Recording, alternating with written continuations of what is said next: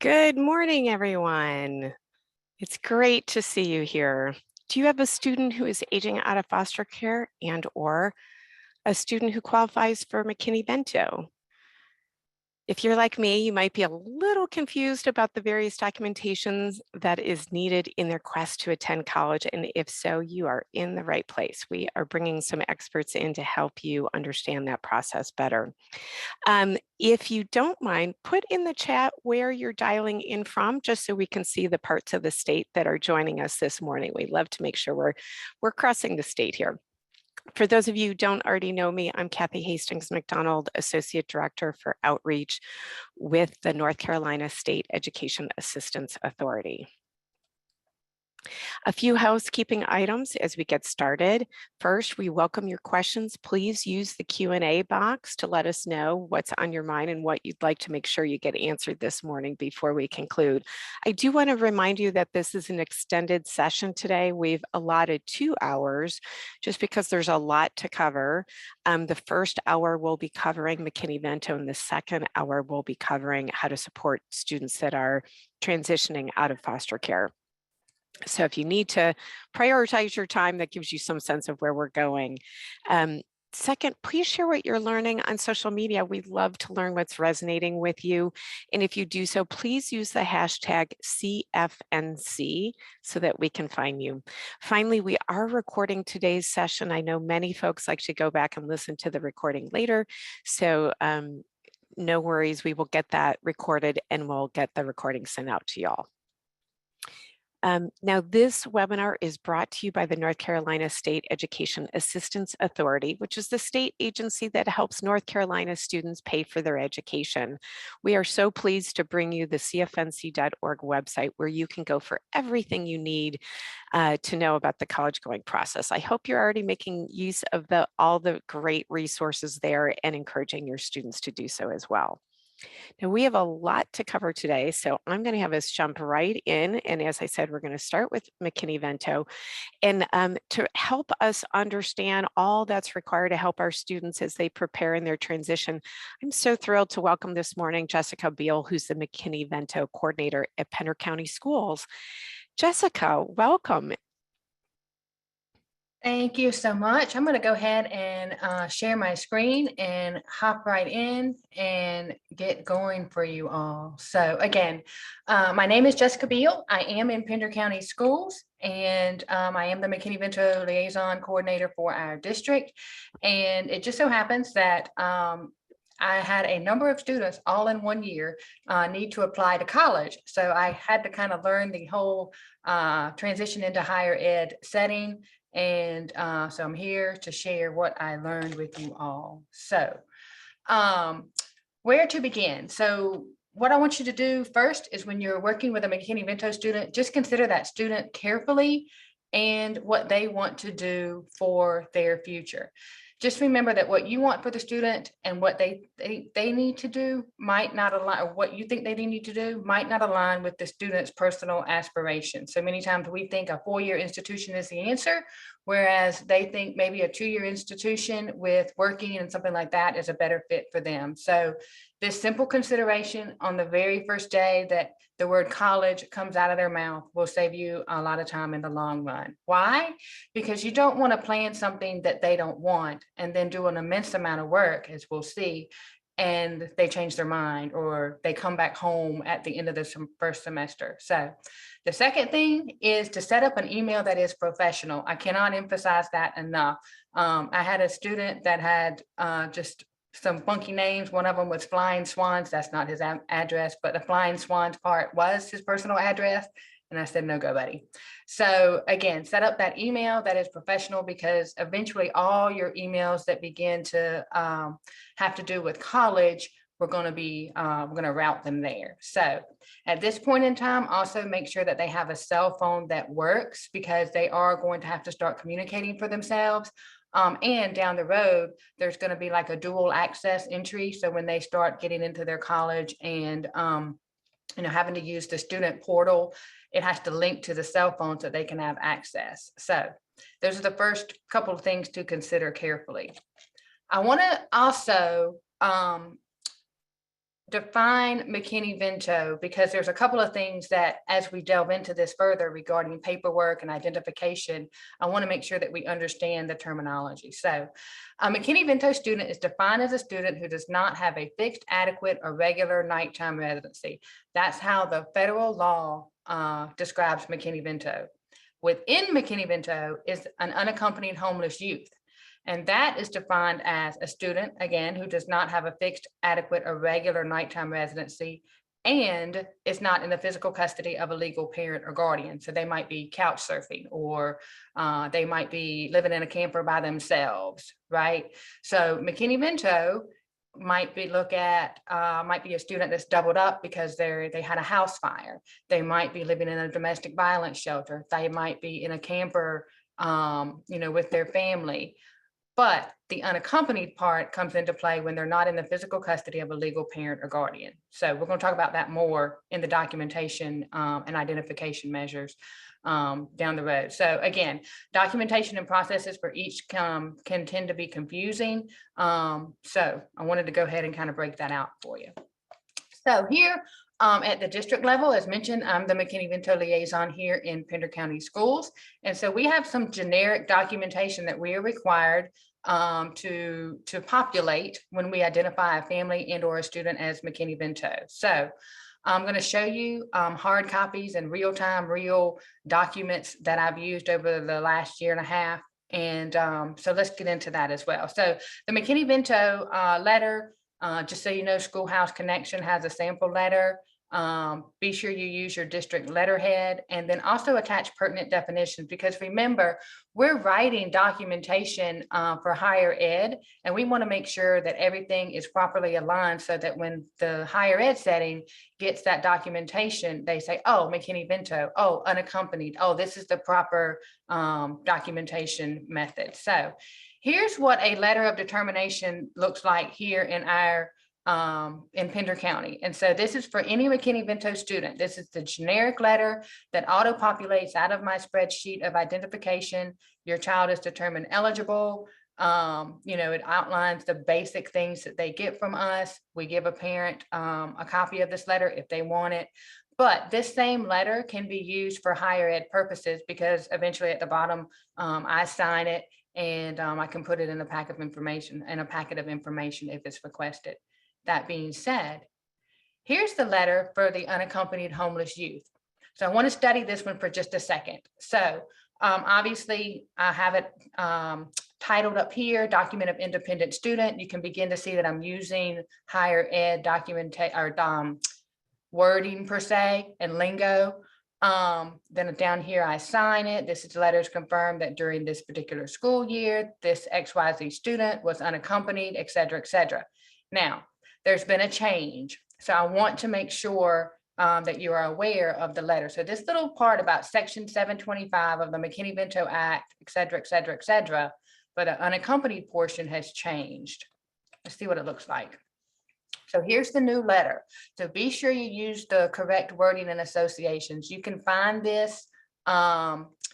Actually, we have a link in some documentation that's going to come out after this presentation that'll actually the direct link so that you can download this for your students. So I went ahead and used the 23-24 FAFSA letter solely because that's what we're going to be preparing for in the fall. We're kind of past the FAFSA status now. So, but you'll see it's the FAFSA Simplification Act. You'll also see that the wording has changed a little bit in regards to what act or what federal legislation that it pulls from. So I wanted to bring this to your attention in regards to just some simple preparation at the district level that we do that can be used down the road in regards to documentation for higher ed.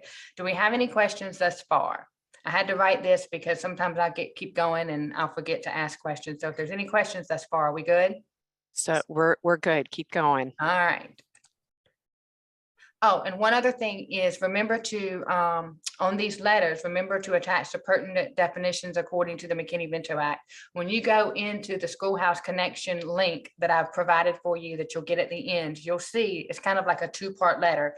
This is the second part, okay? So this also will just help your higher ed settings and institutions just kind of trigger a thought, oh, that's what I have to work with here for this particular student. And it kind of channels your student in the right direction in their paper format. All right, so identification and residency. I see that we had a couple questions come in prior about identification and residency in the residency determination service. So for McKinney Vento student, obviously we're going to need a social security number and a state ID. And that can be a little challenging because, again, they might not have had a parent that took them to get an ID. They might not have had, again, a concrete physical address to a tie to an ID. Social security number, sometimes they might not be real. So we have a couple of issues that we would have to work out with the student in regard to their residency determination. And I want to drill down a little bit in this as well. Okay, so this is what the residency determination landing page looks like for homeless. And I know it's a little fuzzy there on the housing question, so I'm going to expand that in a minute, but I at least wanted to see, you'll see at the top, students experiencing homelessness. I at least wanted you to see where it would look like in the process for homeless student.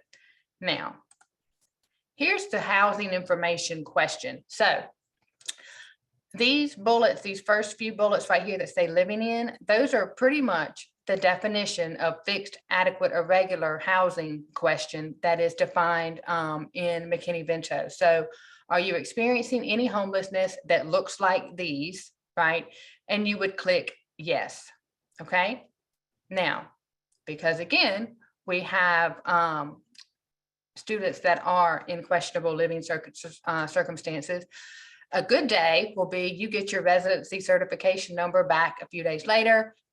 This in a green number, like at the top, right? It could be that it's under review, pending validation. There might be some more questions that the residency determination service needs to look into. Or in the case, if you look down here, it said, because it is likely that students who are experiencing homelessness will have trouble providing residency acts or information like, proof of that they're truly living in the state of North Carolina, most may likely receive a non-resident classification. Don't panic on that. Is this the case? The student can immediately appeal, and the residency determination service will work one-on-one with the student. And that usually looks like a phone call.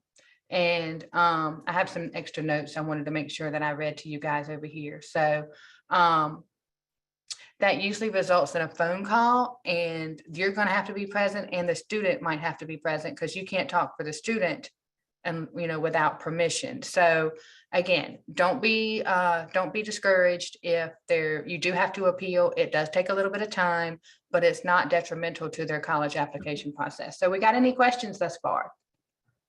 We have one, Okay. Jessica. A participant asked if a student is from another country and doesn't have a social security number. Okay, I think that's actually even a question on the FAFSA more so than here. So if that was me and there was a student that was a McKinney Vento student from another country, I would first of all contact the institution. You might have to work that one backwards, right? Mm-hmm. And say, contact their financial aid. There might be, some question on the FAFSA that you would need to select. This one also, I would still fill it out complete when it comes back to you. The residency determination comes back either pending or non-resident. Again, you might have to appeal solely because you'd want to talk to somebody and explain the situation. So the appeal process isn't necessarily stating, no, you're wrong. It's stating, no, I need to talk to you about this particular situation in regard to McKinney Vento or a special circumstance thereof. Yeah, sounds great. Thank you, ma'am. Sure.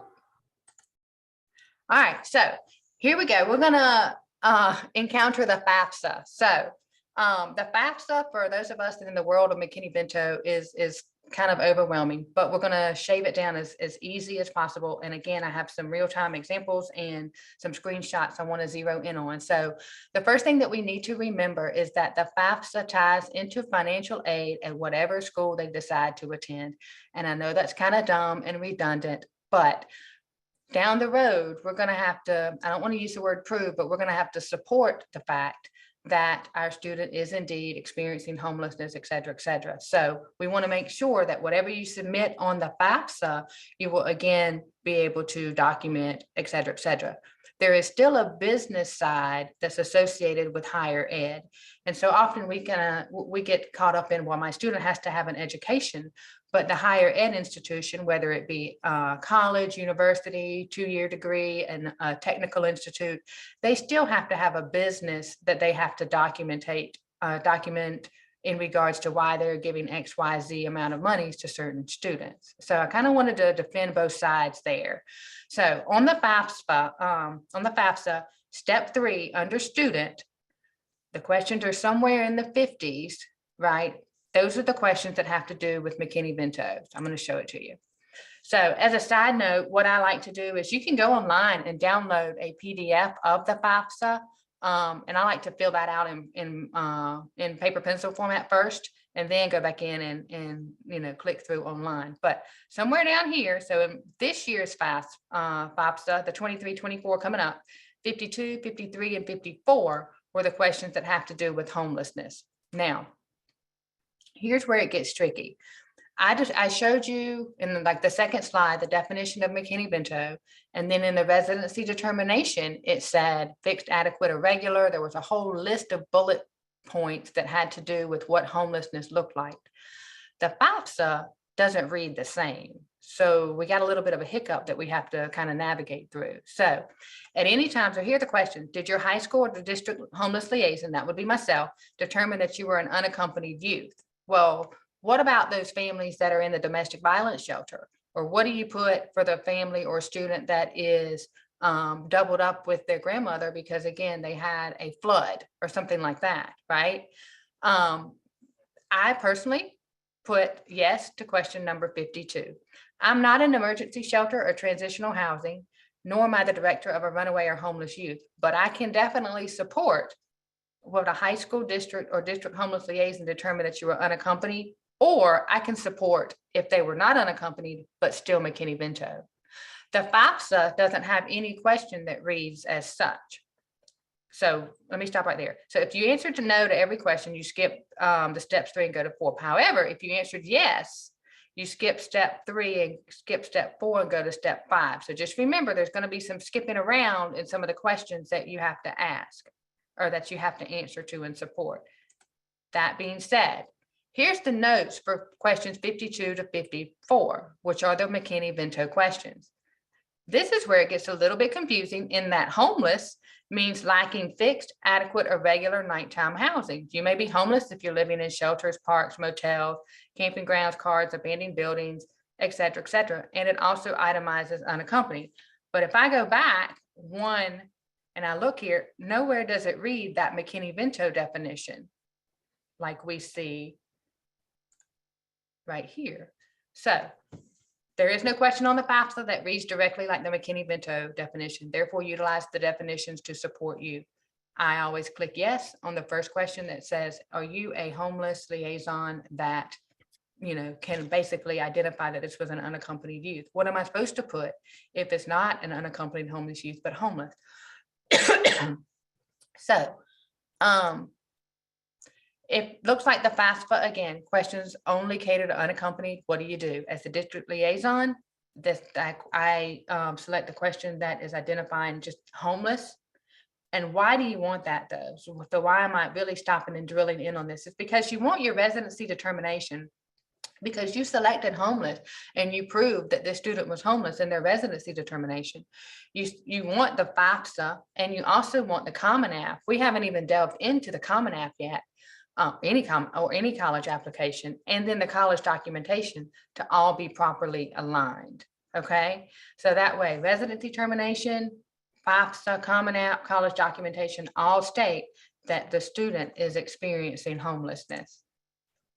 So as a little tangent, unaccompanied homeless youth, they do indeed skip step 4 and 5, which are the financial portions of the FAFSA. Why? Because they don't have any parent to prove any sort of financial dependency or independency, but contact the financial departments at the institutions you have applied to.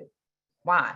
Because they might have additional questions or forms or funding that you need to provide to make sure that your student is indeed receiving the appropriate funds that they, rightfully can be eligible for. So it's always good practice to contact the schools and for any McKinney Vento student.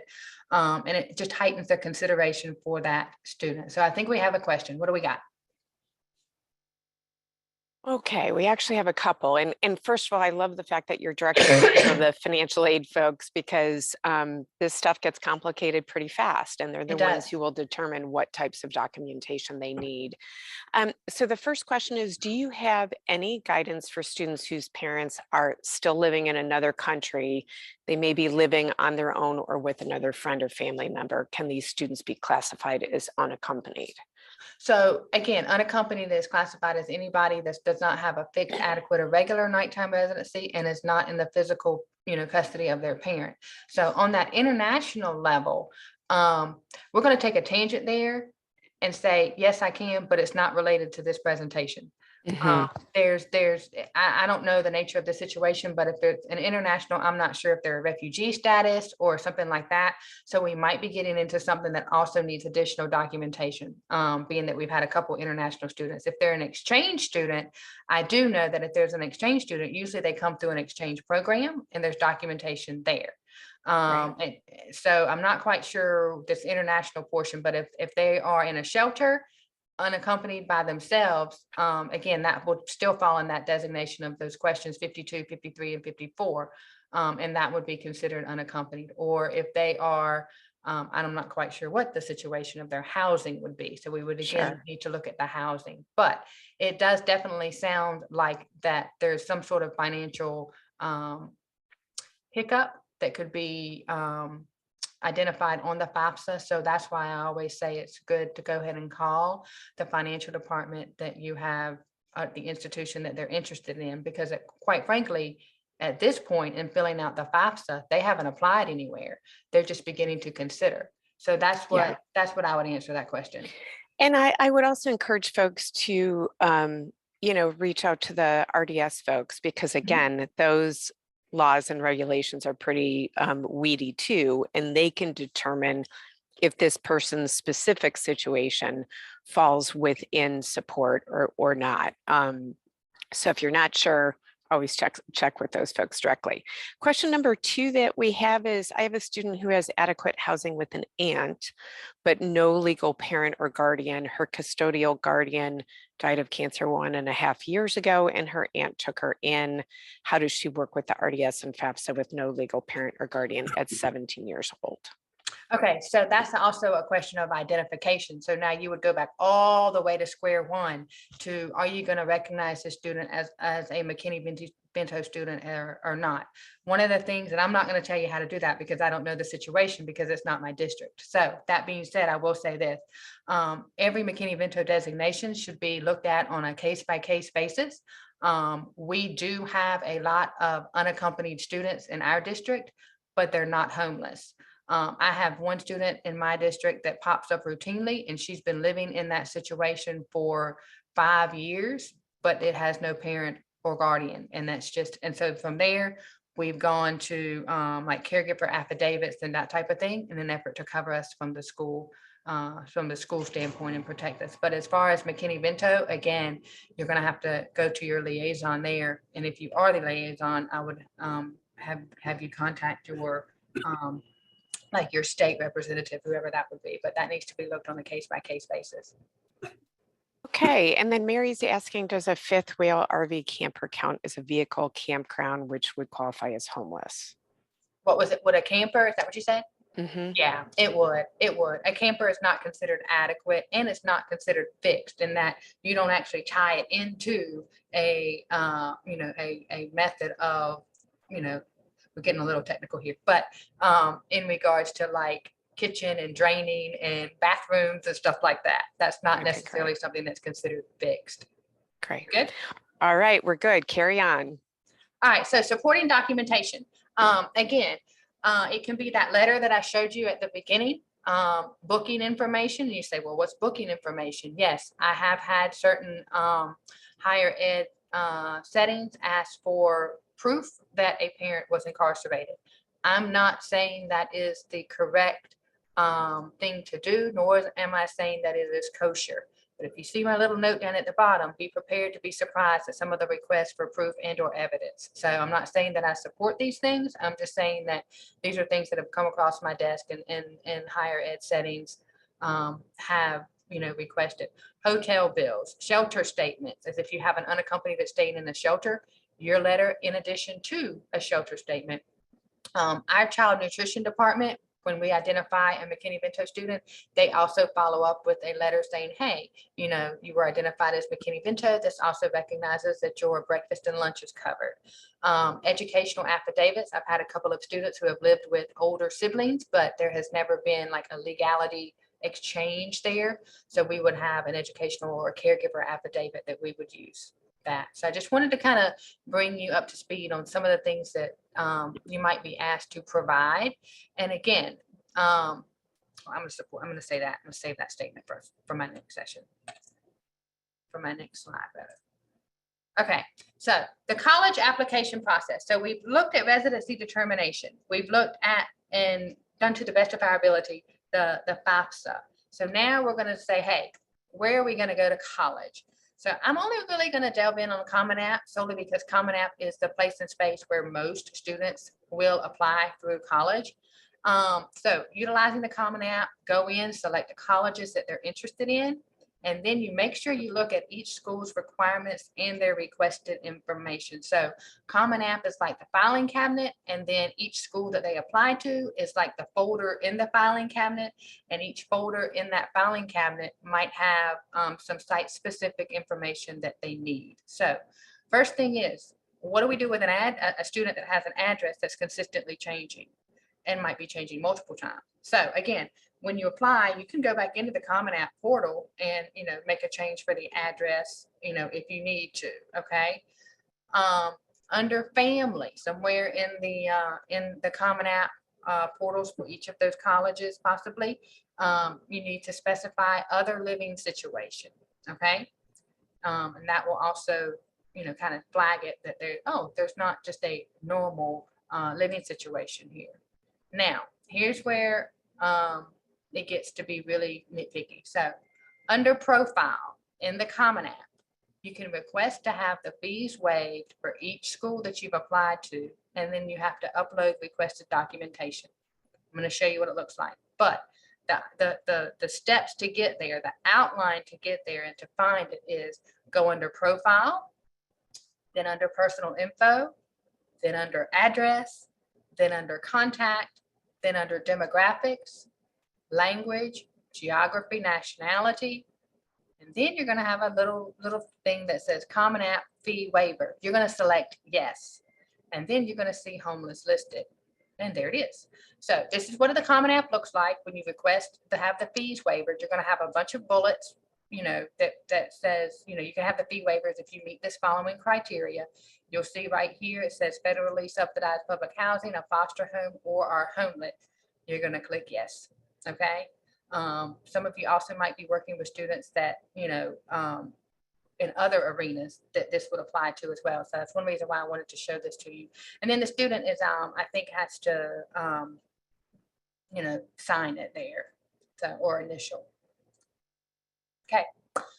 Continuing on in the Common App, testing scores. I double checked with our testing and accountability department here at our district.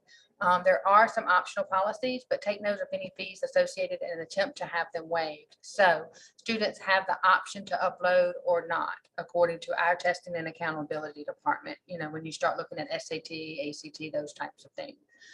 And the other thing is there's going to be a personal essay. Have them type it on a document and copy it over into the platform of the personal essay. And I think, if I remember correctly, each school has certain personal essays that they can choose. So your student might have to write 2 or 3 personal essays depending on where they're going to school. And so I am on the higher ed committee for NAECC, which is the National Association for the Education of Children and Homeless Youth. And so long story short, higher ed writing needs to look at it. We sit down once a year and we look at scholarships. I know somebody had a question about Are there scholarships for McKinney Vento youth? Yes, there is. And they come out on a yearly basis, and I can put that in my notes to go out at the end of the session as well. I can put that for whoever asked that person, for whichever person asked that question. So, but again, higher ed writing needs to look at it. We've been stuck at home for a little while. The writing capabilities have been a little slacking. So again, if you have somebody in your district that, like some of the English departments have proofreading and stuff like that. So make sure higher ed writing looks like higher ed writing. Okay, let's continue on. Recommenders, this would be you or somebody that the student is close to, maybe possibly an employer, a letter from a social worker. We are recommending this student for XYZ reasons to attend your school. This has been my first semester in having to work around a situation with a student having a criminal background. There is a question on the Common App about that. And I would encourage you to know the rule for the state in which you reside. We are all in the state of North Carolina, but I know we've had some people come and go. A lot of change has happened.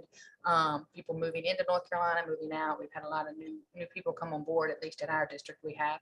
And so with that being said, make sure you educate yourself well on the law for the state in which you reside in regard to whatever happened on the criminal record and going forth with whatever is needed on the Common App.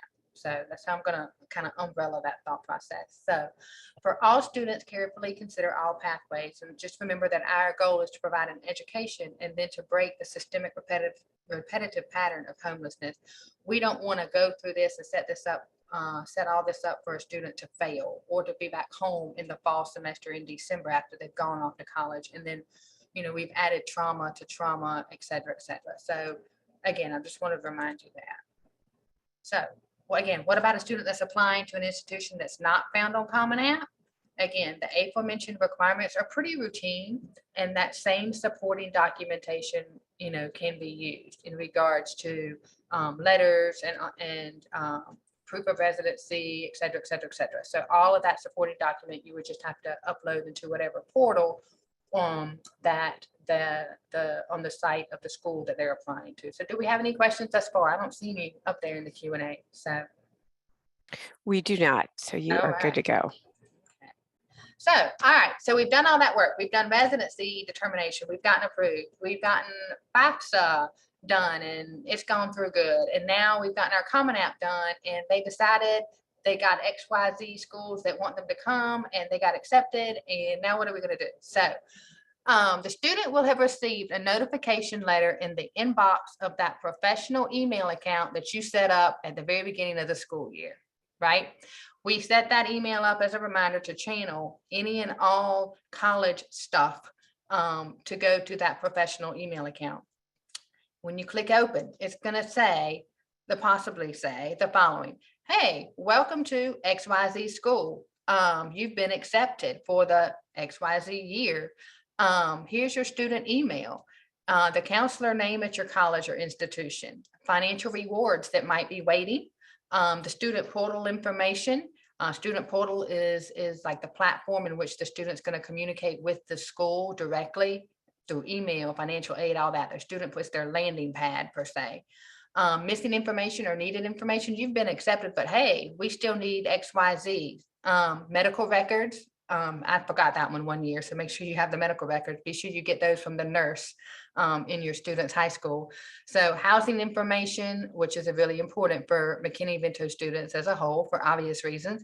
But this will give you a good idea of what is to come. So now we're going to start navigating the institution. So the student's going to have to complete an enrollment verification somewhere in the system. And again, every institution is different across the country, but they're going to have to just click on something and go in and say, yes, I'm going to attend this college and thank you so much. And I'm excited. Yes, I will be showing up in the fall.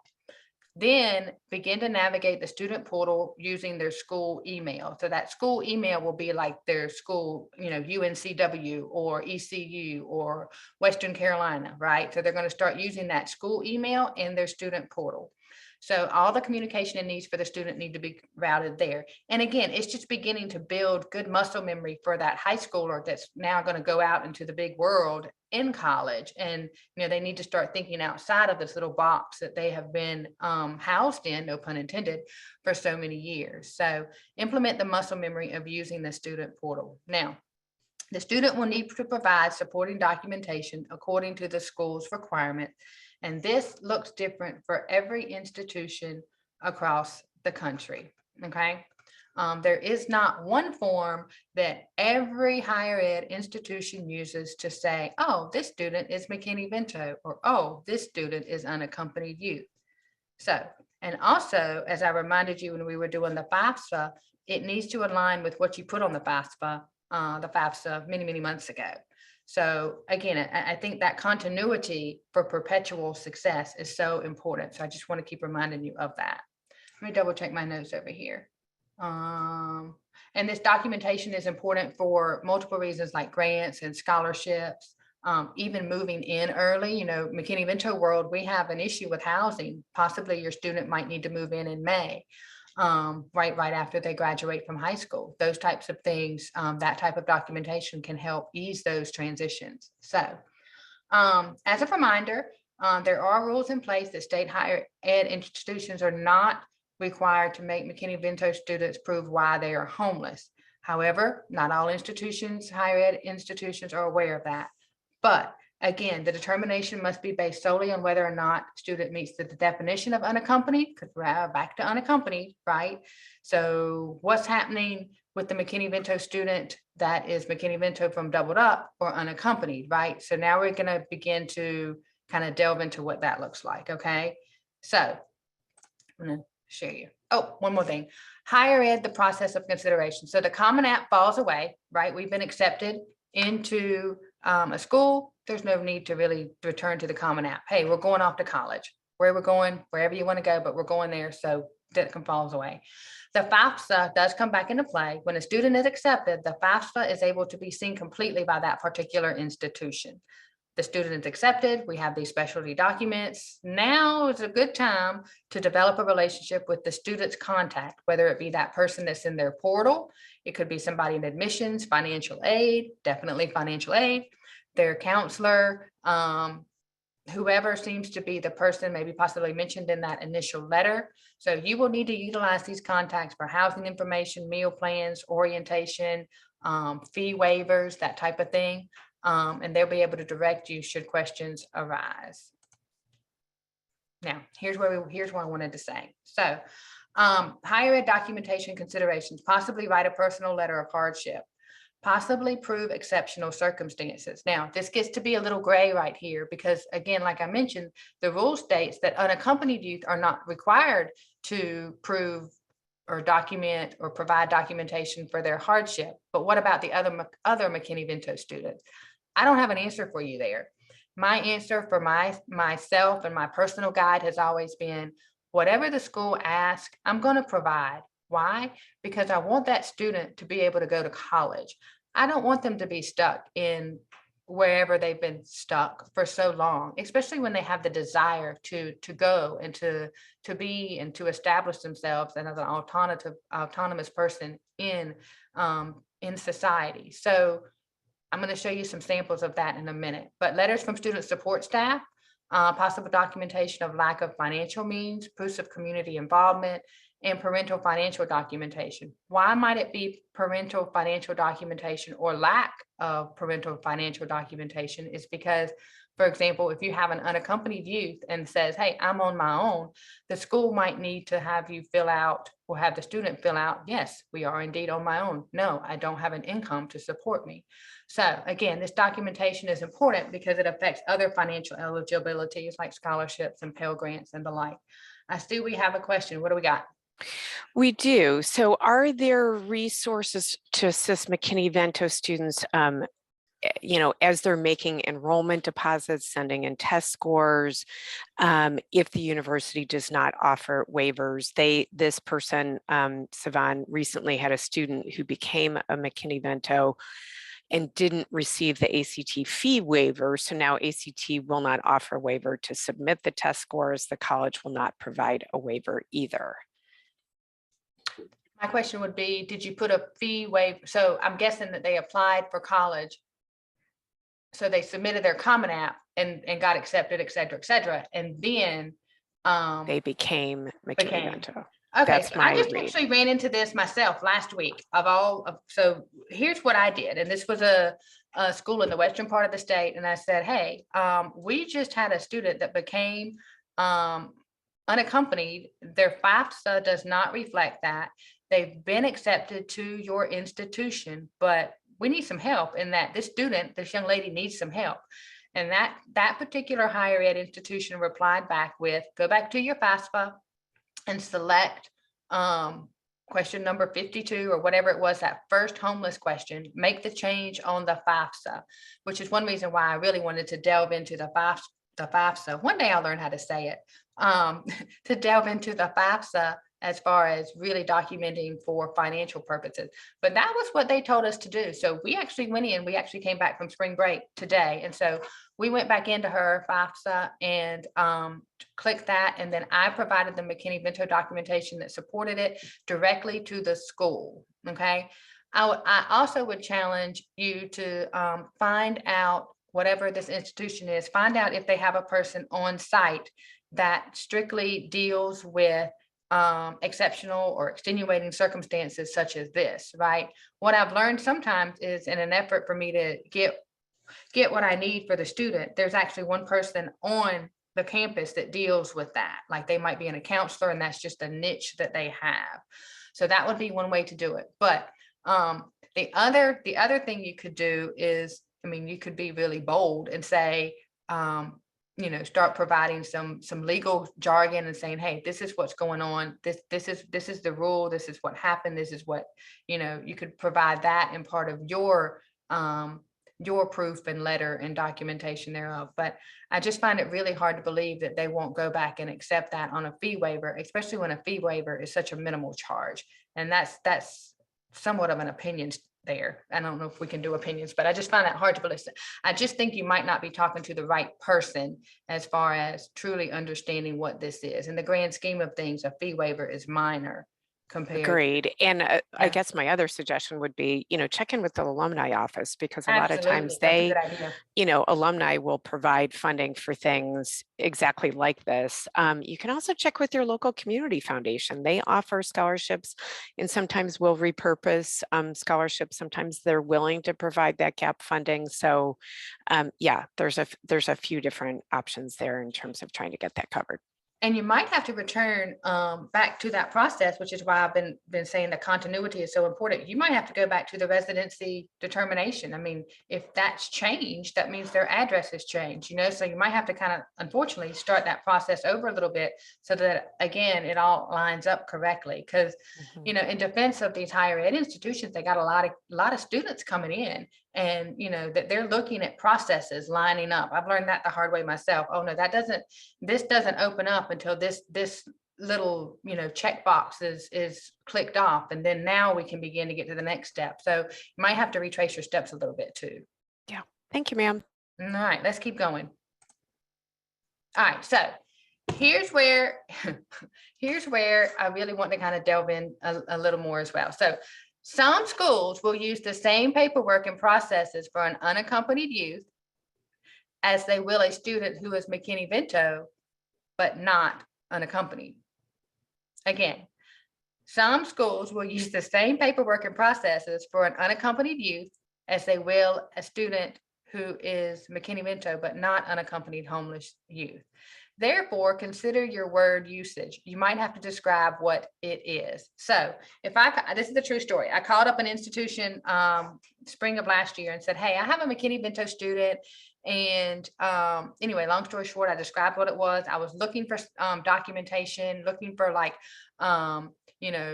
dependency appeal, those types of things. And I said, McKinney Vento. And she said, well, we don't have anyone enrolled by McKinney Vento. And I said, no.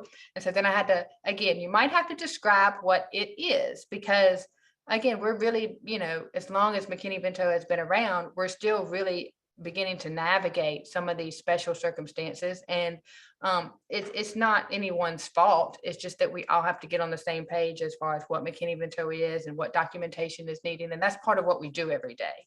You know, we're always a work in progress, especially when it comes to these types of situations. But again, don't be surprised if they say, oh, well, if you say, well, I have a McKinney Vento student that's living in a camper, and they send you something that says, you know, unaccompanied, don't be surprised about that. You know, just continue on to the best of your ability, okay?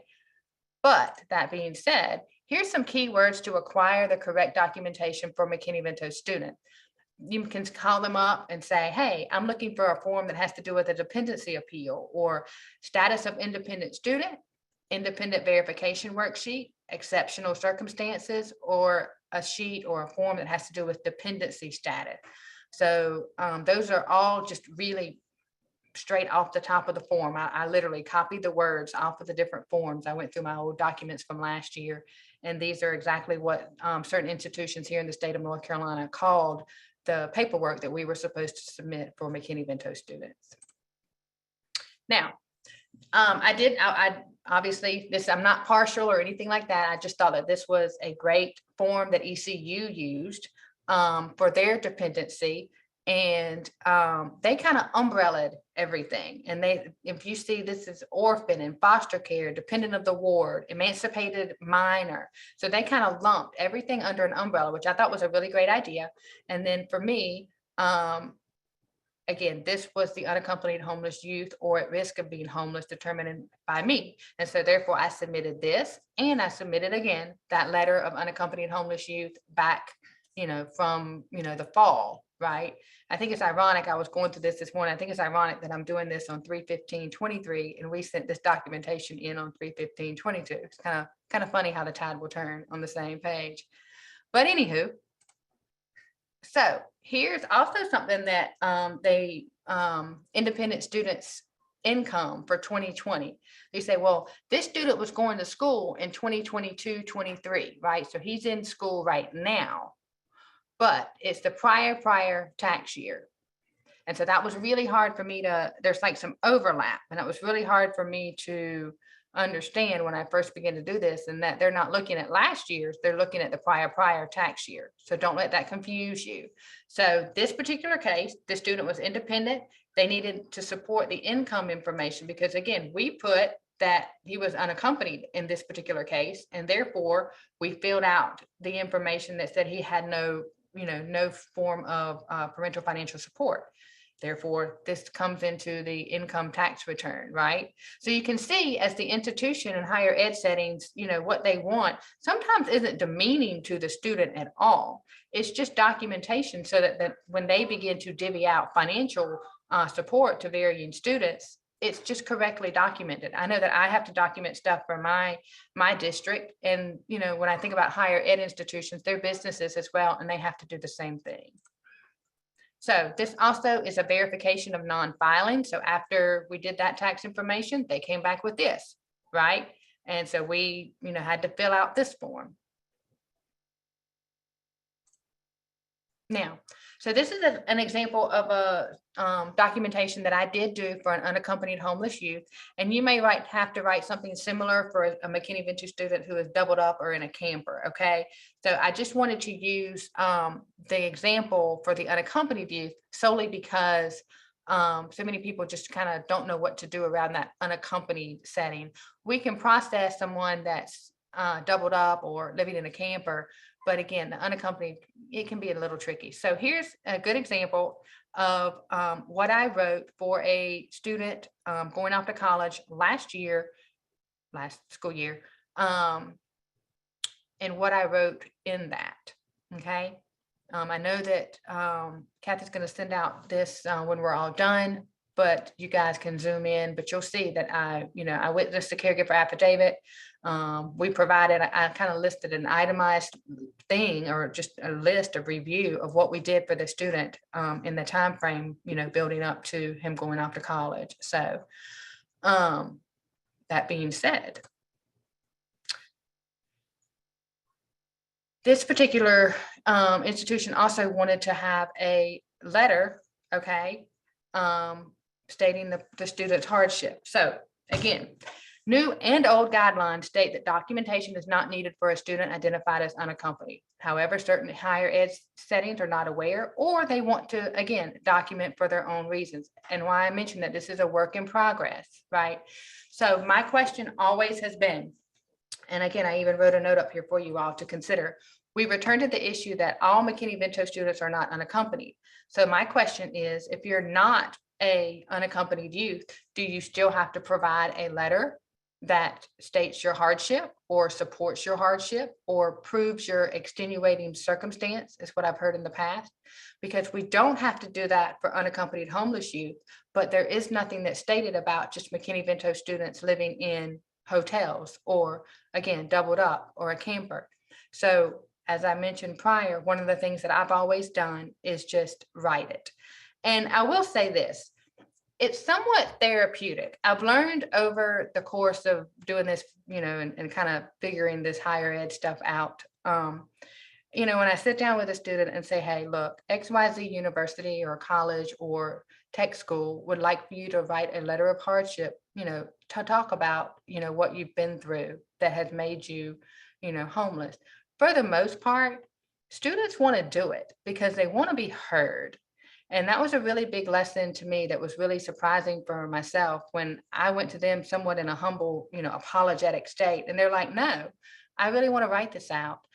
If you're not comfortable doing that, I would state possibly get your social worker. Some of my students, McKinney-Vento students, are enrolled in like counseling services through our school. We've had them write it in counseling sessions, and we really utilize this in a positive way because we do want them to go off to college being whole people. And sometimes writing that out is actually a much better thing than it is a hindrance. So don't be surprised about that. All right, so here's a thought.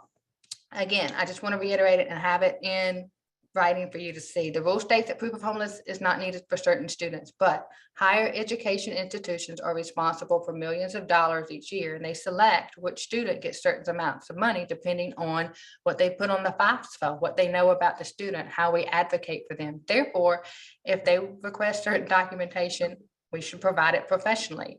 They are still a business that has to answer to financial distribution. So I think we got a question. We do. And just to, kind of reinforce that, they also are required by law to live within the regulations that guide that financial aid. So they're usually not asking for it just to be difficult. They need it for their own auditing purposes as well. So, okay, the question is, what if the student is McKinney-Vento or unaccompanied homeless youth who is not living with the parent or guardian, but the guardian still claims them on their taxes? Yeah, that's a tough one. So here's what happens there, because what happens is there's usually like a split in the family. There's a stronghold over that student. That's the tricky one. So if they're not living with their parent, and I actually have that right now, what I've done, me personally, what I've done is I've gone to the parent or to the student, I'm sorry, and I said, look, here's the deal. You want to go to college, and we know that you want to go to college. We know that the situation revolving around your mom or dad, whichever parent it is, it can be a little stringent. Would you like for me to step in, and would you like for me to communicate with that parent about your aspirations going forward? If they say yes, we do. If they say no, we don't. Hypothetically, if they say yes, then I explain, here's what I'm going to do. We want to apply for college. We don't want you to have any hindrances in any sort of financial eligibilities that you are rightfully eligible for, right? But there is going to be some need for some financial input. And so then I'll, call the parent if I can get through, if there's a working number, but eventually, if there is nothing, because I am very well aware that certain parents just like the stronghold more so than the help. And I'm not bad mouthing parenting. I'm just being honest about certain situations that we do, have to work around. Then I go back in and say call up that financial aid person, and I'll document accordingly. I will also possibly by now you would have had to complete the FAFSA and all that kind of stuff. So you would have had to document that accordingly. But The other thing is sometimes we have to step in and advocate for the kid that doesn't want to work with their parent. And that's basically what that question is asking. That being said, we also don't want them to cut them off completely. I also will go in and look at their age as far as when are they going to be 18? Because once they're 18, that changes a lot of things as well. I will say this, there's a lot of rules that are changing in regards to a student being on their own at 17 now. So that's kind of something to think about as well. But I'm not quite sure how to answer the question in regards to, it's so hard to see when you don't see directly into a situation on a daily basis. But I empathize with that situation where the parent is not involved in hindering that kid from getting to the next step. And sometimes it's just a process of waiting it out till they're 18. Was that good?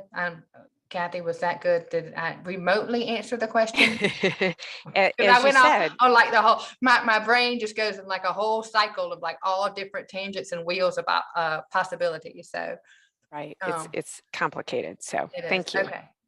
All right. So next steps for success on campus. And I got one more slide and this is it. So most of these will be done for your students portal, or emails will be sent with the connecting link. So look for the flag. So like if your student logs into the portal and up in the right hand or left hand corner, there's a little flag. Make sure you are clicking on that flag. The other thing I want to remind you is that at this point, we've done a lot of hand holding from now in the fact that the student really kind of does need it between the residency determination and our documentation and what to put on the FAFSA, because they don't know. I mean, some of them are 17 and they don't know big financial words. And then Common App and writing, like we've kind of had to be their advocate thereof and hey, have you forgotten this? Have you remembered this? But once they get accepted to their camp to this point, and they have to really start, it would be good practice, let me put it that way, for them to begin to take on more responsibility, because they're going to want to choose where they live and what type of dorm room. I mean, those are things that you have to choose as a young adult for your life going forward. So I just kind of want to put that plug in there. By the time you get this and you start deciding about meal plans and housing and all that, it's a good idea to really put a little bit of the responsibility on the student, or at least lay the groundwork and say, now's the time for you to begin to start making some decisions for yourself. And for the most part, they're kind of excited about that. Like, wow, I'm finally going to get to live where I want to choose to live, and what I want my dorm room to look like. And, so that being said, let's start with the correct address. So wherever they are living, does the university or wherever they're going to attend have the current address in their portal? And again, it might change over summer, but sometimes the institutions will have to mail stuff out. And so we want to make sure that it's going to get to them. If it's a PO box, I know sometimes in the past we've used the school itself, like the high school address itself. So make sure the address is correct. So check financial aid rewards and accept them. So in that portal somewhere, I don't have pictures of the portals because everybody's portal, is different and it's private. So I didn't really go in and do any screenshots of portals, but in that student's portal, you will see financial aid rewards. You have to accept them so that they drop into that student's account. Okay. So make sure you don't bypass or miss that out, because we don't want that financial aid to be not accepted and then given to someone else. So housing and residency questions. Questions could include dorm location, roommate request, special living conditions, that type of thing. A meal plan. Consider the lifestyle of the student. So again, girls are a lot different than boys when it comes to meal plans. So just to make note of that. Health insurance. Does the student have it, or will they continue to use Medicaid or some existing insurance that they have? Typically in the past, I've stuck with, if they were on Medicaid, we just would keep it on Medicaid. Be sure the immunizations are uploaded. Again, as mentioned before, ask your school nurse for a copy. Social security number verification, or the copies of the ID. Like we did that whole residency determination thing long time ago now. By the time we've gotten here, this is like April or May, right? Some of us should be entering into this stage right now in the school year. Whereas that ID and that social security number, even if you had to go back and like request a copy of the social security card, that should have been done way in the fall. But eventually the school is going to need to have some copies of this type of ID. So make sure you allot yourself enough time to get it so that when the kid goes off, or he's not penalized or delayed in registration or anything because of certain copies of IDs that are needed. Also, orientation registration. Be sure you attend the earliest registration as possible. I prefer to do the earliest solely because what if for some awful reason the student goes off to orientation and hates the school? I mean, we do need to be living in a state of reality that these are teenagers. So that's one reason why I say attend the earliest registration, because if we do need to go back and change something, or you need to change something in the housing, or there's time to make some changes without it being detrimental to that student's future. And last but not least, people have contacted me, and it's a lot of fun. Hey, do you have any kids going off to college? Do they need anything for dorm rooms? Yes, they do. They always need stuff for dorm rooms. Yes, they do. Sheets and towels and, the flip-flop for the showers, if they still do. I don't even know if they still do that kind of stuff. But anyway, they always need stuff for dorm rooms. And then the other thing, I had to put the telephone down here to remind me, was definitely by now you're going to want to have that phone issue instilled, and have the student have a phone that is their own, because every time they start logging into that portal, there's a dual identification. They log in, the message comes to the phone, hey, is this really you? The student clicks yes, and then they're able to navigate their portal. So again, I can't stress the issue. By this point, you definitely want your student to have a phone. So again, my name is Jessica Beal. I'm in Pender County Schools. I will see you people on campus somewhere across the great state of North Carolina. See your kid too. Thank you. Thank you, ma'am. Appreciate it. Absolutely. And thanks for answering questions as they were coming in along the way. Now we're going to switch gears and talk about foster youth and students who are transitioning to college from there. And with that, I am so thrilled to welcome Wendy Kaiser, who is the North Carolina Education Training Voucher Coordinator for NC Reach. Wendy, welcome. Good morning. Thank you for having us. I also have one of my students who will be joining at the end of my presentation. Her name is Mary, but my name is Wendy Kaiser. I actually work for Foster Care to Success, and we administer the NC Reach and ETV program for the state of North Carolina. So ETV stands for Educational Training Voucher.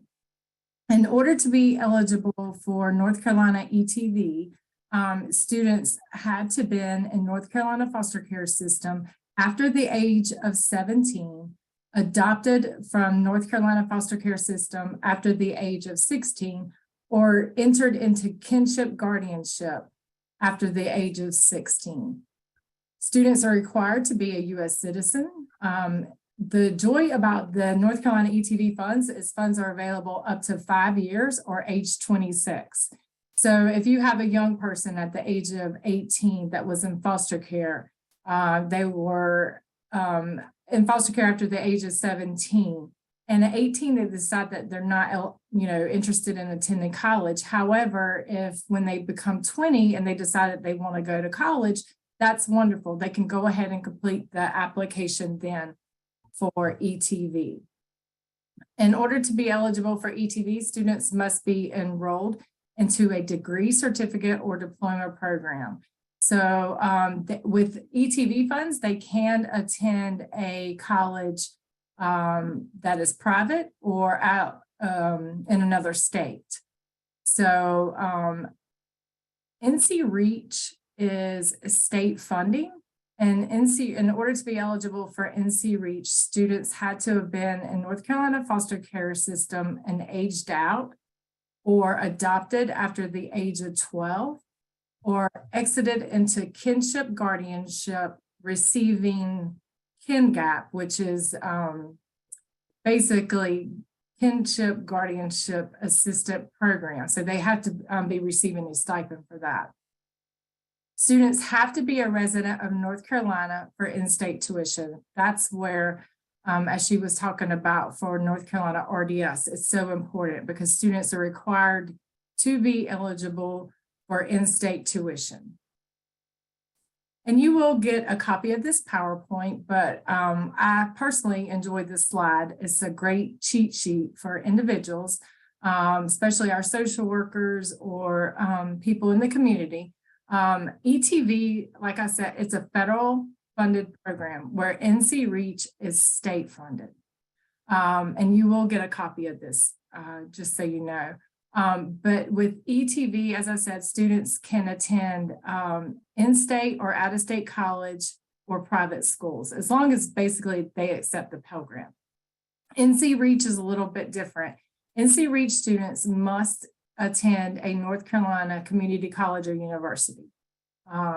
It's because it's state funding. The legislators, people of North Carolina, have truly invested into former foster youth.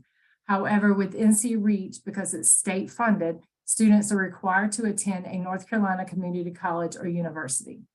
So with ETV funds, typically a student will get $5,000 per year based on the availability of funds, which breaks down, if they're attending a private college, typically it's about $2,500 a semester. NC Reach funds are different, being that it's state funds. We can fund a student up to the cost of attendance. So we can never go above the cost of attendance. So if a student has outside scholarships, Pell Grant, NC Reach, ETV, you know, we cannot go above the cost of attendance. However, with NC Reach, we can fund a student up to the cost of attendance based on the availability of funds. With both ETV and NC Reach, students are required to make satisfactory academic progress, which means they have to be meeting the SAP requirements for financial aid. So what can our fees be utilized for?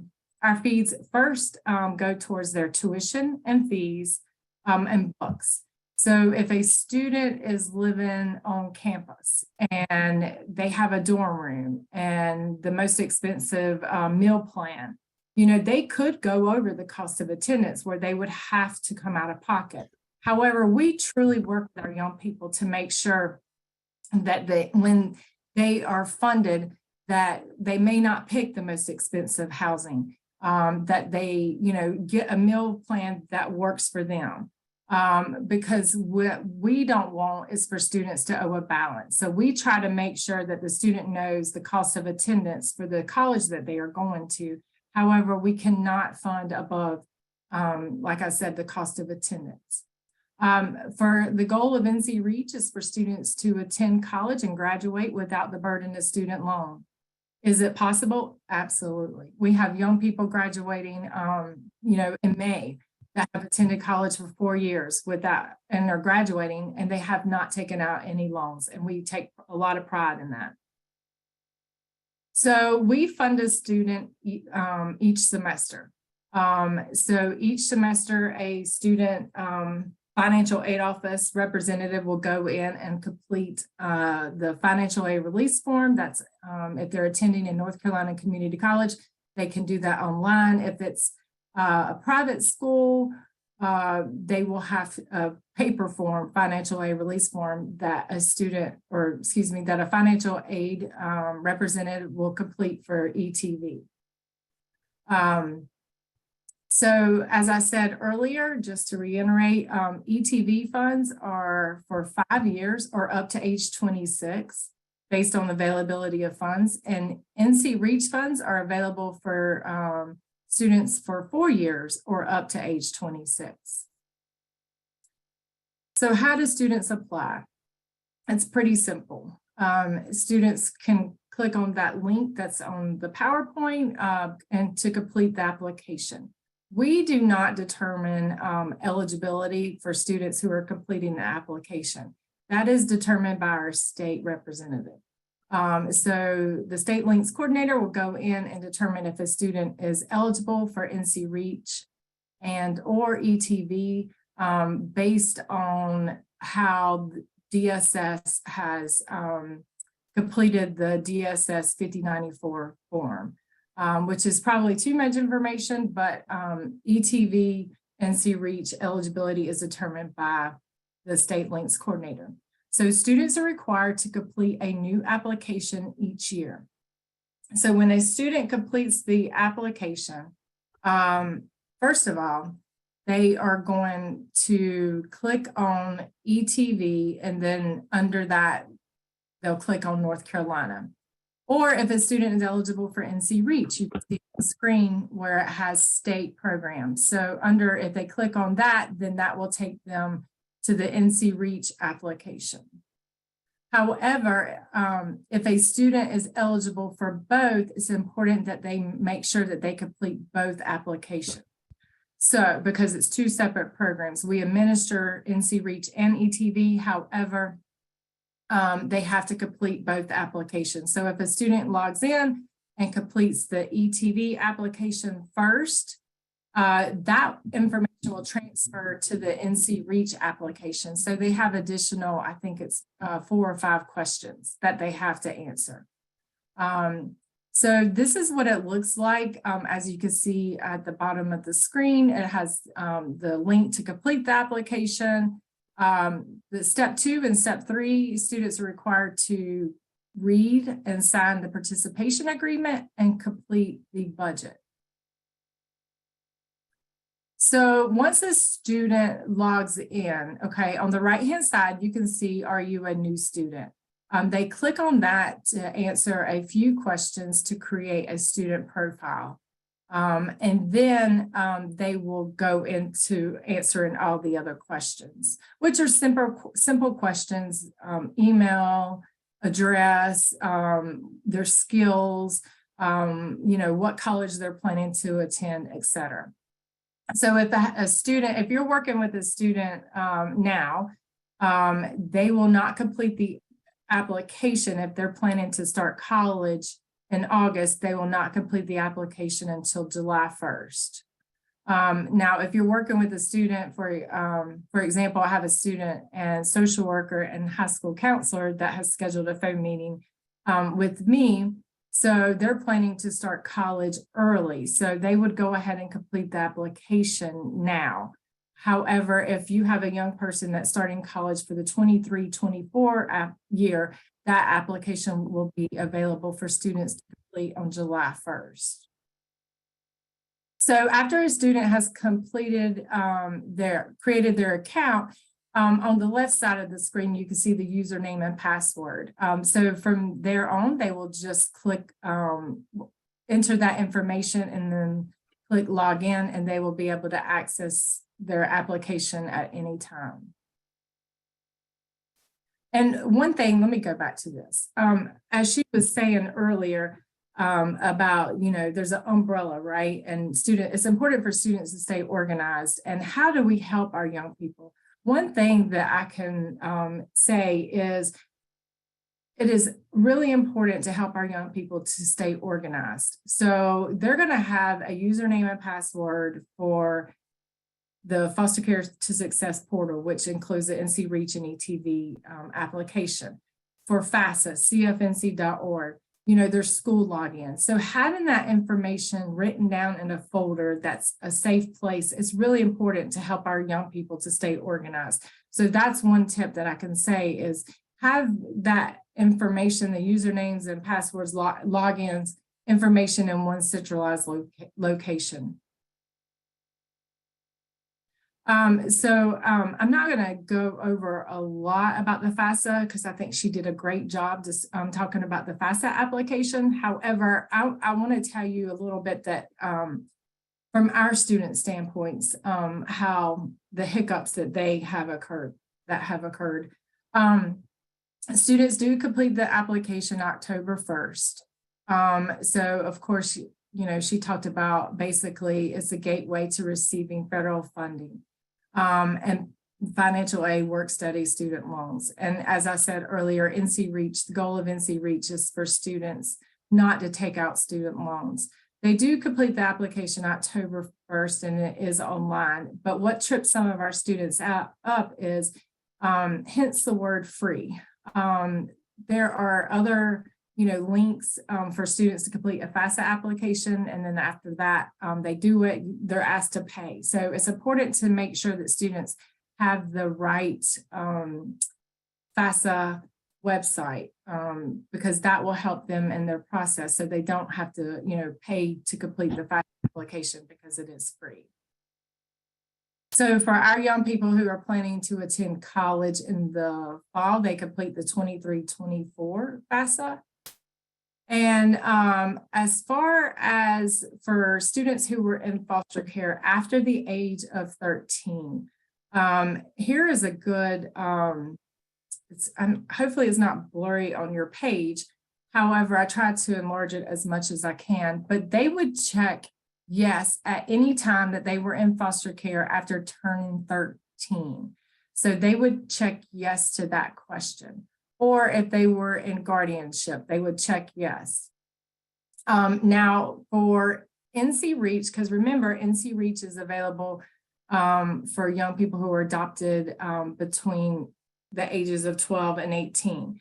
So if a young person was adopted at age 12, they will have to answer, their adopted parent will have to answer questions pertaining to their income. However, if they were adopted after 13, or if they were in foster care after 13 or guardianship, when they answer yes to that question, then they will be able to skip over all of their parents' financial information. Now, once a student gets the SAR report, the student aid report, some of our young people read that and think, okay, I'm done. I don't have anything else to do. However, so as she was saying earlier, the school is notified once a FAFSA application, once they enter the college that they are planning to attend. And they can list, I think it's up to 10 colleges on their application for FAFSA. So it's important for students to check their email often because 99% of the time, our students are required to prove that they were an independent student. So how do they do that? If a student has aged out of foster care, they will receive a packet from DSS. And hopefully in that packet, it has information about their ward of the court letter explaining that they were in foster care. And if it doesn't, then all they need to do is contact their links coordinator or former social worker to get that word of the court letter to explain that they were in North Carolina foster care, that they aged out or entered into guardianship. We work with our social workers links coordinators, so hopefully they all are aware of that. But it's a pretty simple letter that social workers or links coordinators can write.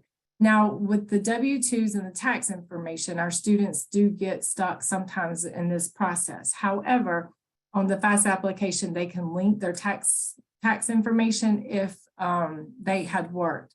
But as she said, the IRS non-filer form, if a student did not work if they're applying for college for the 23-24 year and they did not work, we recommend students to go ahead and request the IRS 2021 year non-filer form, because it does take time to get that information.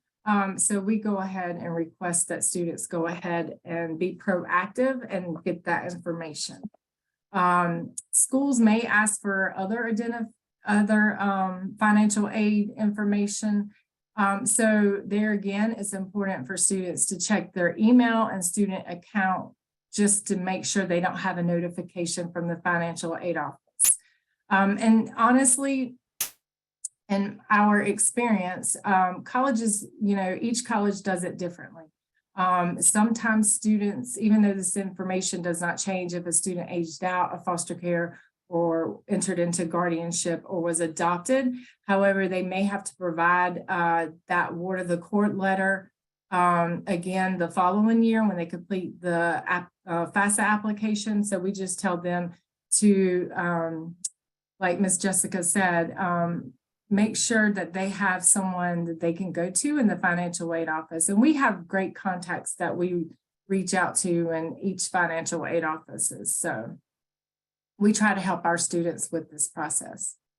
Not going to go into great detail because I think Jessica did a great job discussing the residency. However, you know, our students do have to complete the RDS application, and I included the link here. And if they have any information or any questions that the RDS representatives have always been very helpful to us and to our students. It might be that, you know, if a student is struggling, you know, I've hopped on the phone with them and done a three-way call because RDS, of course, you know, they're adults, so we can't get any questions answered pertaining to that particular student. However, you know, it's important to help our young people through this process so that they could be determined a resident of North Carolina for in-state tuition.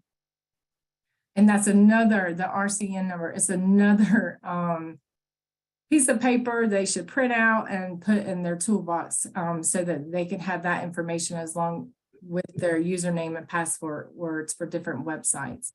Health insurance is also important for our young people because insurance, I think this year cost approximately $13.50 a semester. So we encourage our young people who are attending universities, if they have Medicaid or private health insurance, to definitely waive their insurance.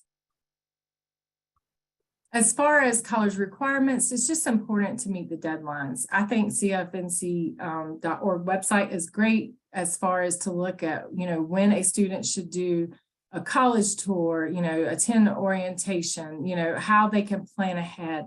So it's important also to know what a student is expected to do. Like at UNCC, their requirements are going to be different possibly than Western Carolina or CPCC.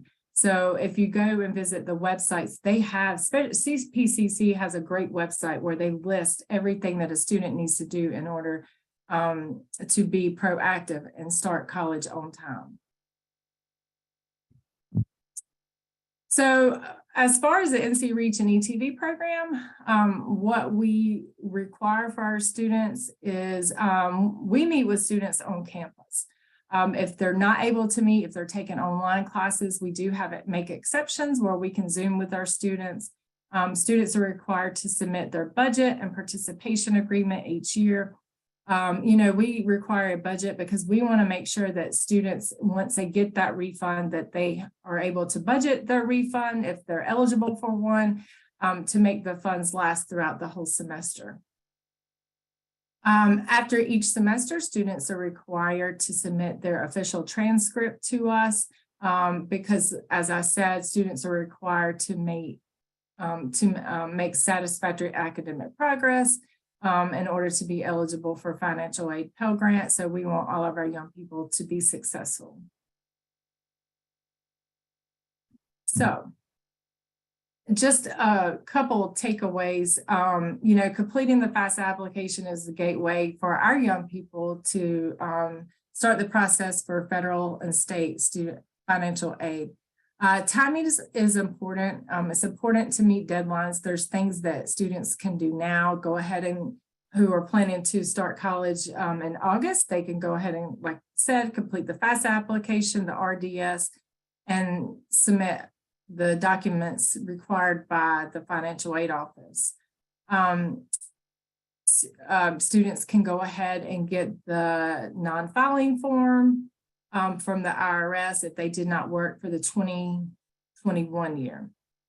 It's important to help students help themselves.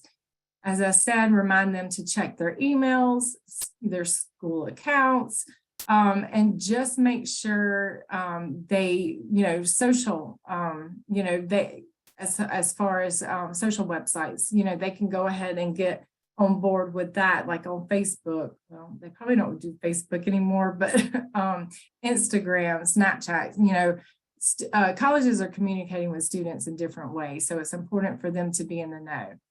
And Just a final thought, between the Pell Grant, ETV, NC Reach, and I did not discuss this, but some young people who age out of foster care are eligible for foster care 18 to 21 funds. So with all of that funding, our goal is for students to attend college without having to take out student loans. And are there any questions? There have not been questions coming through. So yeah, thank you for sharing your contact information. Absolutely. And I'm going to turn it over to Mary and have her to share her story and things that were helpful or would be helpful to her. Hi, everyone.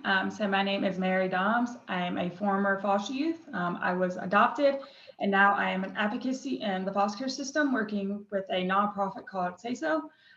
So a little bit about some tips that I would love to give is my senior year of high school, I didn't get any help or know anything about the FAFSA forms. I think that's really important to work with youth and helping them go through the process, knowing how to answer the questions. Another thing is I didn't get to have the opportunity to do a college tour with my counselor. I think that would have been really important to, discuss like the campus, like where the buildings are, your dorms. I think that would have been really helpful to know. Also, I think it's super, super important that counselors or social workers go over a budget sheet with the youth and managing like their rent, their food, their clothes, which you can have extra and can't. I think that that would have been super, super helpful. I think another thing that is really, really important to help the youth is time management. So when I started at UNC Charlotte, I was very overwhelmed, and I was not aware of that. I was very overwhelmed because you pick your classes and they're all at different times, and they're all at different buildings. They could be here, they could be across campus. So I think that was really important. For example, right now at UNC Charlotte, I have a class at 4 p.m. that's to 5:15, and I have a class at 5:30 after, and it takes 15 minutes to walk from my first class to my second class. So time management is really important, especially when it comes to assignments, making sure that they understand time management. I also think my senior year of high school, I think it would have been really helpful if the counselor would have discussed with me like a career assessment. I had no earthly idea what I wanted to do when I went into college. I think that would have been helpful because I have changed my mind a million times in college. I went from, history to computer science, back to history, double majoring in management information systems. So I think that would have been really helpful because again, the fundings run out after a certain time, and you don't want the youth to have to take out any type of student loans. I may or may not have to, depending. I also think that volunteering is something you should encourage youth to do. It helps you with like future jobs. If there's anything like you're interested in, if it's like doctoring or animals, I think volunteering would be super helpful. And then, so going back to budgeting, like Miss Wendy said, with the NC Reach funding, it's super important that you work with the youth in budgeting those funds and making sure that you have enough money to spend throughout the semester. Yeah, I just wish, again, I wish I would have had more guidance. My senior year of high school, I had no clue about a lot of things. I was never even told about NC Reach from my counselors or my social worker. And sadly, I'll be brutally honest, in the 5+ years I've done work with the foster care system, you would be surprised at the social workers I meet and that have no idea what NC Reach TV is. Then that's so heartbreaking to me when I hear that, and they're like, oh, well, they took out student loans. That is super hurtful to me. I think that if you don't know anything about NC Reach or ETV or stuff like that, you should be educated on it. I think that would be super important. Does anyone have any questions so far? Yeah, and Mary, thanks so much for sharing your experience. And sadly, it's not just a North Carolina thing. I've heard that from your peers in other states where sometimes the information is just not getting out there, which is why we made time today to make sure folks knew about NC Reach and what's available to students. So Marjorie is asking, where would you be expecting to get the guidance? Is that the social worker? Is it your foster parent? Is it a school counselor? I definitely think it's super important to get it both from your school counselor and your social worker, because your social worker should know everything about the funding and should be educating the youth. And I'm surprised that the people I've talked to, even youth, they're like, our social worker doesn't inform us about anything. So I definitely think the school counselor, because the school counselor is helping the youth set up success and the journey. And then the social worker will be working with the youth throughout them being in the substitute care system. So I think it's both. Yeah. Can I add Please. Thanks. Also, if you have a young person that's in foster care, in the state of North Carolina, they had child and family team meetings. So, those are also ways that if a counselor wanted to, they could participate in that meeting with the student, because the young person is able to bring in a support person. Also, I think in North Carolina, we've done a better job with providing this information through the transitional living plan. So, and I don't expect everyone to know what that is, but that's basically a plan that a youth develops with their worker, so that students can be successful. So, I mean, you have judges. You go to Mecklenburg County, you have judges who ask, let's talk about that transitional living plan. So I think as time has gone on in North Carolina, people have become more aware. And it's important, I always say this, it's important to do things with the student for the student, right, Mary? She's shaking her, yeah. So it's important, that they know. And I laugh about this because I can have a freshman who is really nervous about attending college. They don't know what to do because they have A, B, C, and D to do. All these steps going under, they just don't know how to complete the FAFSA application, to do the RDS, to put enough information that they were in foster care on the RDS application. However, by the time they're a senior, this just happened the other day at Appalachian. I'm tracking them down. They're not making the monthly calls, and that's what in reality is what we want, because by then they know the steps to take each year, and that we want for them to be independent. But it is a transition coming from high school to college. Yeah, great. So Marjorie's following up with, she was aware that transitional plan you spoke about, but didn't know the level of detail that it goes into regarding the considerations that you mentioned. So it's great that you shared a little bit more about that. Well, I can expand on one more tip.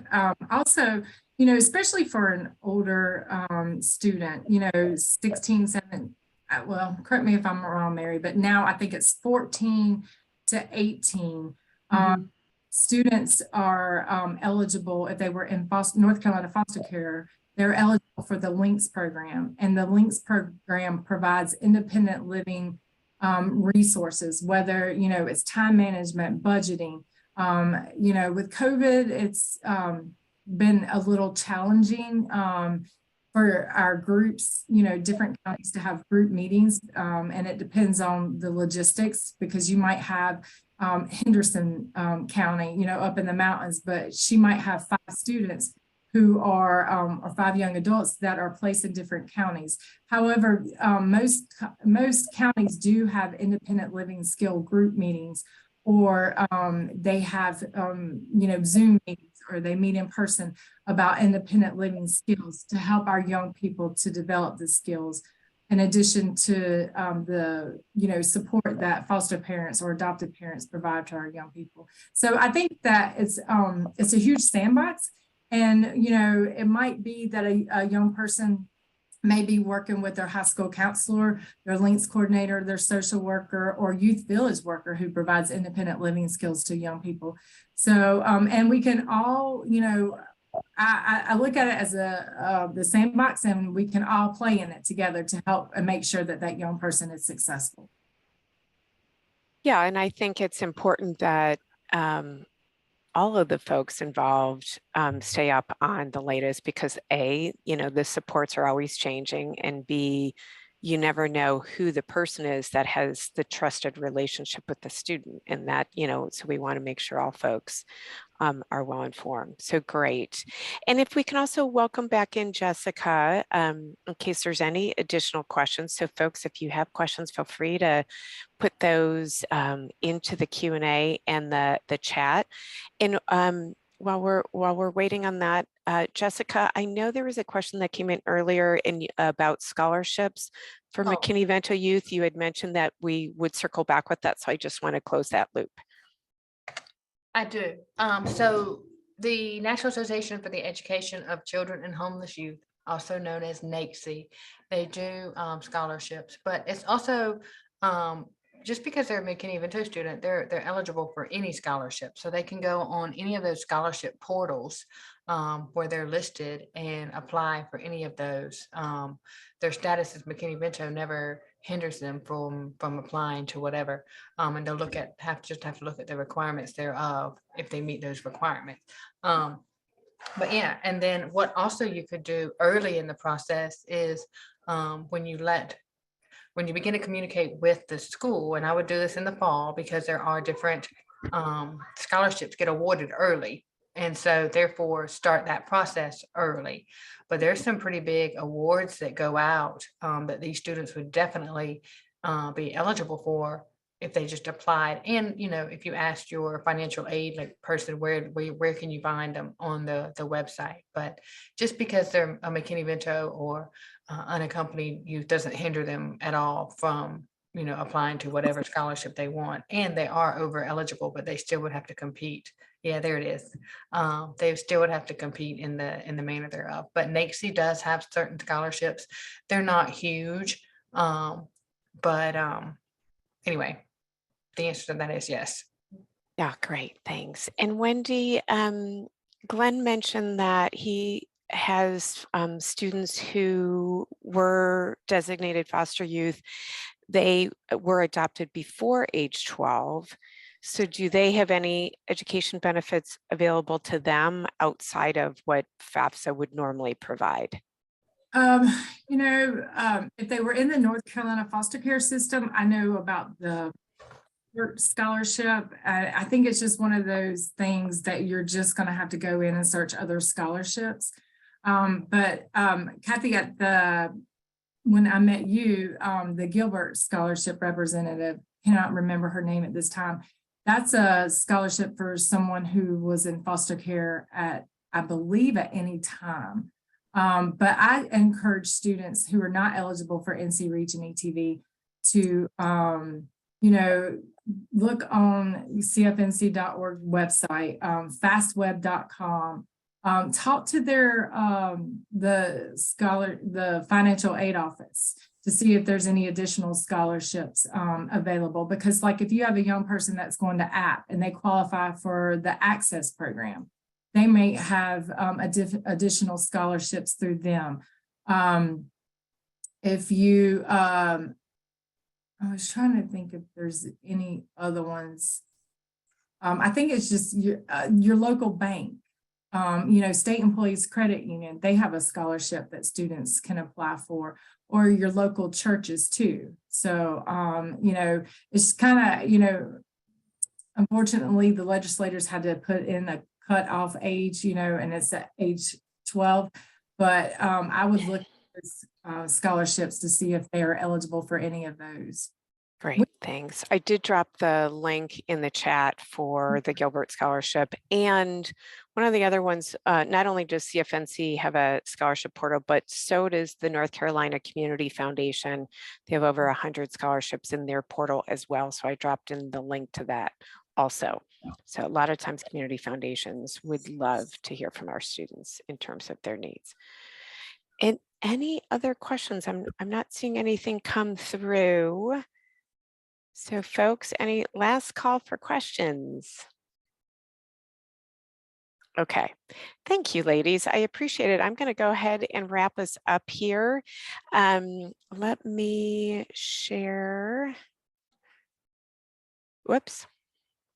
Sorry, I got to share first. And there we go. Okay, so just wrapping up here, want to make sure folks know about some things that are coming up specifically for our Spanish speaking families. If you are serving some families in your school, our Spanish speaking team is just had a wealth of programming this season. They have 2 coming up that will be particularly helpful for your folks. So Helping My Child Cover the College Costs, that's on March 30th at 6 p.m. And then also they're going to do one on scholarships specifically for our Spanish speaking families on April 20th. So you can go on the CFNC events page for that and share that with your families. We also just scheduled for you all again the FAFSA final push. So we're kind of getting to the end of the season. I know your schedule is going to be super busy with testing and graduation and all those things that are coming up. So we want to get in one more push on FAFSA. We've scheduled that for March 28th from 10 to 11. So you can see the link there, but we'll also make sure I send that out in the show notes. So with that, looks like we've got a couple more things coming in through the chat. Can you put in the list again for NC Reach and ATV? Yep. And the one pager, we will send those out when we send out the slides and recordings. So everyone who's registered will get the materials. And with that, thank you all for joining us today. We hope you found it beneficial, and we hope to see you soon in the next webinar that's coming up for you all. Have a great rest of your week. Take care now.